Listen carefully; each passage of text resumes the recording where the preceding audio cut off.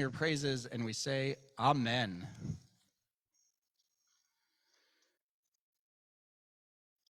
As many of us know, I talk about it somewhat frequently. I was in the Scouts. I'm an Eagle Scout, and one particular camping trip comes to mind.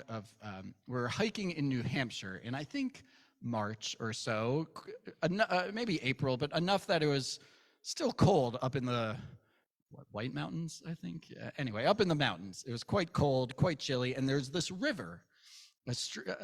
Bigger than a stream. I'd call it a river flowing down from the mountains. And all my friends decided, you know what, we're gonna swim in this stream. And I said, no way. It's gonna be so cold and wet. And we all had the same data, right? We all knew that it was cold. We all knew that it was wet. But they said, this is gonna be fun. And they jumped right in. And I said, no, it's gonna be miserable and freezing. And I did not jump in. At first. I did eventually, but it took me a while, and it took me a while to realize they were right. If only I, like they were more like Caleb and Joshua from our Torah portion this evening. So we're in Shalach Lecha, which has to do with the 12 scouts, sometimes translated as spies. God tells Moses to send 12 scouts into the promised land to explore it, see what's there, and then report back. And these 12 scouts do so, and they bring the data. It's flowing with milk and honey. There are giant fruits. Here, look at these giant grapes that we brought back. But there are also giants and powerful enemies who will destroy us. Caleb and Joshua, 2 of the 12, say, yes, that's all true, but we can do it. We can conquer them. We can win. But the other 10 scouts said, no, they're too strong, they're too dangerous, we can't do it. And the people listened to the 10 and not the 2. And so God, of course, was quite angry. You lost faith in me again. Okay, fine. Well then, here are the consequences. And God punishes the Israelites, saying, none of the adults from that generation will enter the land of Israel, except for Caleb and Joshua, only their children, and so you'll have to wander for 40 years to get there. Caleb and Joshua, they jumped into the water, right? They said, this will be fun, we can do this, it'll be a good time. Everyone else said, no, it'll be miserable, it'll be wet.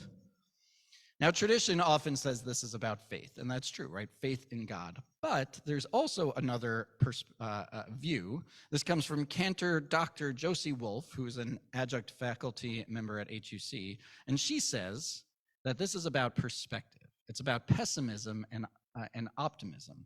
Again, all the scouts have the same data. They know that there's giant fruit, that there's milk and honey, that there are many enemy combatants.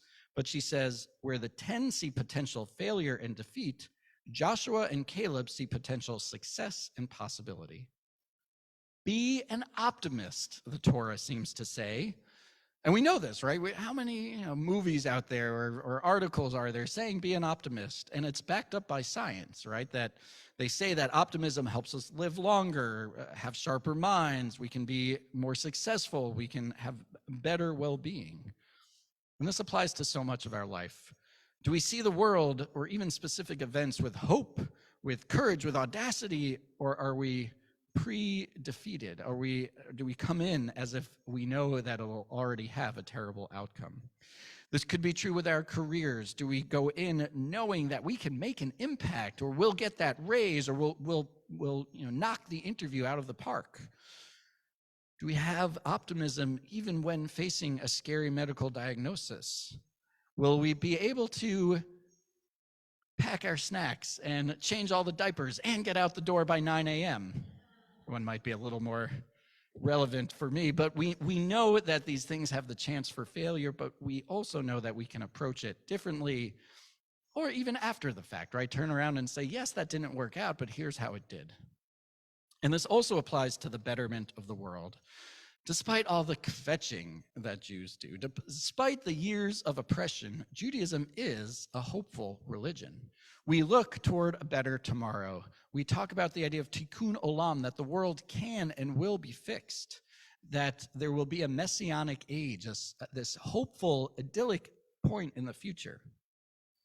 As we approach Juneteenth in just a few days and our fight for racial justice, I also hope that we take this view and take this approach. Juneteenth is, of course, the commemoration of the end of slavery, but it's also a reminder of the present and a call for the future, that the oppression has not ended, that things can change, and that equality and equity and justice are all possible. Whether we are an ally or a person of color or a Jew of color, may we all have the optimism to be like Caleb and Joshua, to jump in, to try to make a difference, even when things look difficult. And so I hope you'll join us this weekend as we celebrate Juneteenth at the annual Scotland Juneteenth Heritage Festival. It's benefiting the Scotland AME Zion Church, which is right nearby on Seven Locks Road. It's a historically Black community that has faced oppression for many years, and including a flood damaged the building in 2019. And so this weekend has lots of different festivities. On Sunday, there's an interfaith service, a day of community service. On Monday, there's a 5K and an art pavilion, and the Interfaith and Social Action Pavilion. That's going to be at Cabin John Village, and BJC, along with the church, really through the ICPC, the Intercongregational Partnership Committee, we've partnered. We've said we're going to support you and we're going to partner. So there'll be representatives at the interfaith booth on Monday. And so I hope you'll commemorate this weekend, and I hope you do so with optimism, as the Torah teaches. I hope we have the perspective that says this will go well and we will succeed. I hope that we have that belief. When we're swimming in a cold New Hampshire river, it can actually be fun. Belief that God will deliver our people to the promised land, and belief that we can change the world for the better, starting and continuing with this weekend's celebration and commemoration of Juneteenth. May we, like Caleb and Joshua, say, yes, we can succeed. Amen. We take a moment to reflect on these words.